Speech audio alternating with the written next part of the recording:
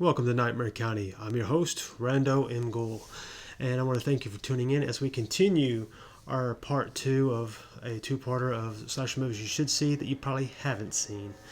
And that title constantly changes because it gets reversed every time I say it. But this is part 2 to a two-parter, whereas in part 1 I did 1 through 5 slasher movies you should see. This is the remaining 5, and like I said, this is in no way a best to worst or best to least or whatever. These are just, I think, I'm just bringing up a random number of slasher movies you should see. And this, actually, I could probably make a top 50 list of slasher movies you should see that are not from the main catalog of slasher flicks that most people watch, like Halloween, Nightmare on Elm Street, and Friday the 13th, because those are the ones that always get shown, especially around Halloween and so on. Those are the ones you almost always see getting shoved in your face in magazines and such. These are slasher movies that I believe that deserve a following, and most of them do, especially a cult following, if anything. And they definitely deserve it, as they are some of the more fun slasher movies you can participate in watching. But that being said, let's get into this with our first movie, My Bloody Valentine.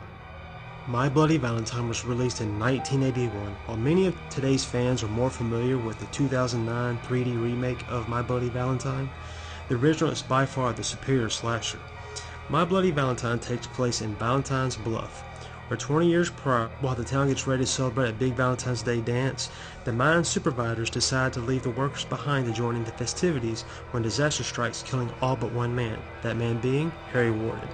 Angry at the town and its supervisors, Harry returns a year later to seek revenge, murdering those involved while leaving behind a deadly warning for the town to never celebrate Valentine's Day ever again.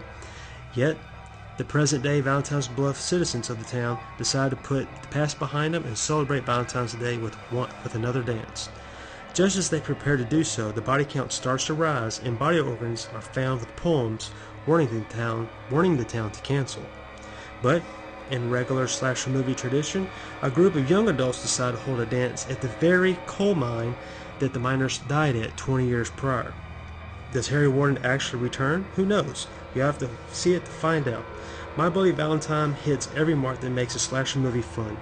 You have an iconic villain and outfit, gruesome murders, dumb youngsters, and even a town crazy spouting prophecies of doom. If you've never seen the original My Bloody Valentine, you should do yourself a favor and do so. Next is Madman from 1982. Madman is about a deranged farmer known as Madman Mars, who was hung with a rope after the townspeople found out that he slaughtered his family.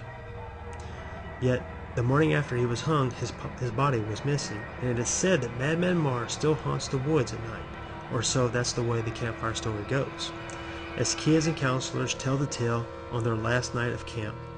Then as the kids and counselors turn in for the night, like clockwork, Madman Mars goes on a murderous rampage again, in this pretty basic slasher flick.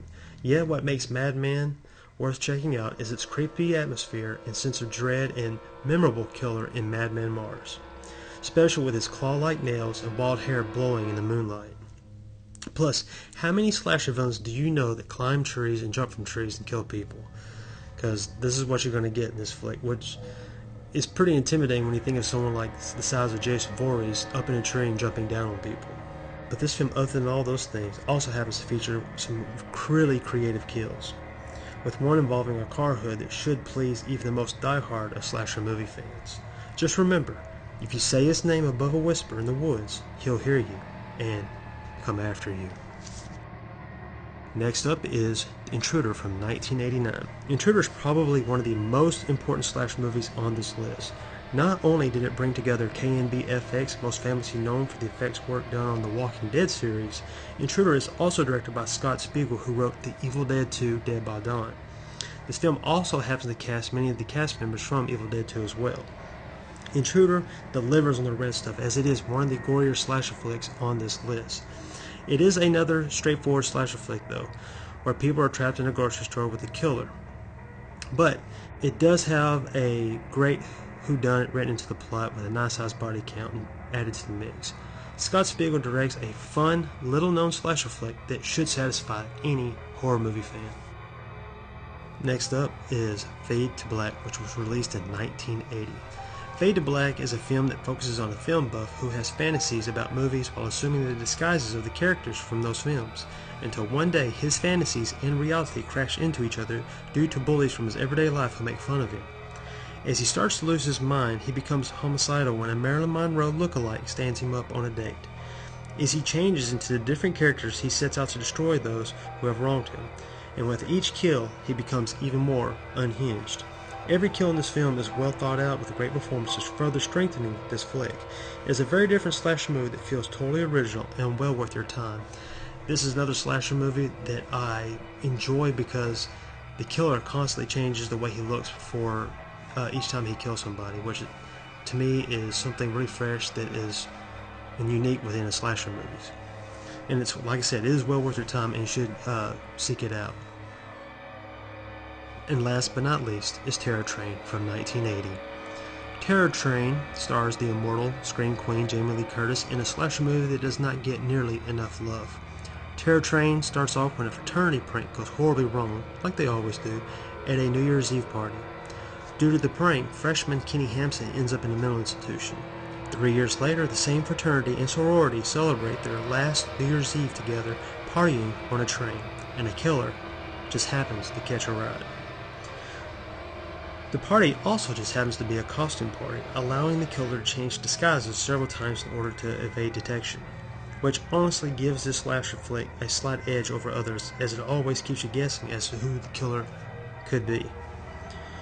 While it's not the bloodiest slasher, the unique train setting makes it interesting and well worth the viewing. Plus, if you like magic, it happens to star David Copperfield. But like I said, the disguises in this film are what make this slasher movie unique. And I like the idea that a killer, like from Fade to Black, can change disguises or in order to evade detection and everything, which just, I don't know, it's something unique, and it's just awesome. And I wish we kind of had more slasher movies that kind of did something like that. But if you've never seen Terror Train, you should. Well, I hope you enjoyed tonight's video. These are slasher flicks that I truly believe that deserve a bigger audience than what they have, at least a cult following. Now, My Bloody Valentine, the original, does have a bigger following behind it than probably any of the other movies on that this part 2 of the slasher flick list.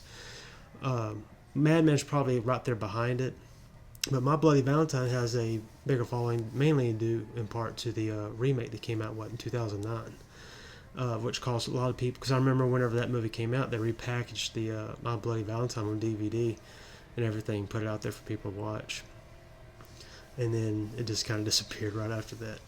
But most of these movies can be found on Tubi TV, Amazon Prime, or if anything, they can be rented, or they can be found on Shudder, I do believe. Some of them, not all of them, but you can rent them or you can buy them. But I would definitely rent them or find them to watch for free before I go out and buy them, to make sure you become a fan of it. Because I mean, there's something about the 80s released so many slasher movies, and there's so many of them that have such a where the killer has such a unique look that I became a fan of them, even if the movie was horrible. I think there's Night Class. That's one where the killer just has a totally cool look. Cheerleader Camp is another one. But these are flicks that I'll probably talk about in another video of probably do another top 10 list of slasher flicks you should find and watch and everything. Just, it's simply for the fact that if you like a body count movie and a cool looking costume with the killer and everything. But later on, I'll without a doubt, I'm going to do nearly all these movies, by the way, in this these part 1 and part 2 list were from the 80s. Whereas probably, like I said, a month from now, I'm probably going to do a video in the I'm going to say probably a lot in the 90 slashers flicks. While there isn't too many, I do know I can get a top 10 list from the 90s out, because there were some decent slasher flicks beyond Scream and Know What You Did Last Summer. While they're not nearly probably as good as Scream or I Know What You Did Last Summer, they're still fun and enjoyable to watch, and I would love to touch on them and everything. But I mean, I always love slasher movies. I mean, they're not the Citizen Kane of slasher of the horror genre by any means, but slasher movies are always fun. You always know you only one or two good jump scares, usually a good body count, and most of the time the killer has a really unique look. Um, and I think that's why people always kind of they're kind of like comfort food when it comes to horror movies. You know what you're going to get when you get a slasher movie.